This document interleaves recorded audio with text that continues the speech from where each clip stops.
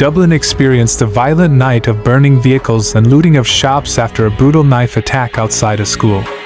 Police said Friday that the city is now facing an extraordinary level of unrest not seen in decades. The violence began when a group broke through the police cordon on Thursday in the area where 3 young children and a woman looking after them were injured in a knife attack. The group set fire to buses and trams, as well as looting shops along one of Dublin's most famous streets, O'Connell Street. Garda Commissioner Drew Harris said at a news conference in the Irish capital on Friday that several Irish police officers were injured in a clash with the group that stormed the crime scene in Dublin on Thursday night. He said one officer was seriously injured and many other members were injured when missiles were fired at them. What we saw last night was an extraordinary explosion of violence, Harris said. These are scenes we haven't seen in decades, Harris said. All lines of investigation are open to determine the motive for the knife attack. Harris said 34 people were arrested after massive destruction by the unruly mob, and 13 shops suffered significant damage or were looted.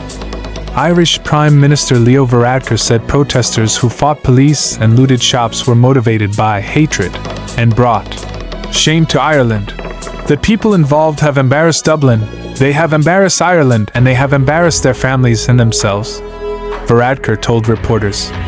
For his part, Harris blamed the disturbance on a completely insane faction driven by far-right ideology. We have a faction of completely crazy thugs driven by a far-right ideology. And on top of that, this disruptive trend brings with it serious violence.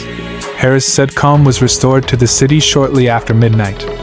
Irish Justice Minister Helen McEntee said the scenes of disorder were intolerable, and that a criminal and manipulative element must not be allowed to use an appalling tragedy to cause chaos. We will not tolerate a small number of people using a heinous incident to spread division, she said.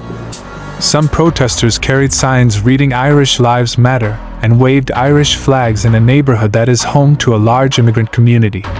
One protester told AFP that the Irish are being attacked by these scum.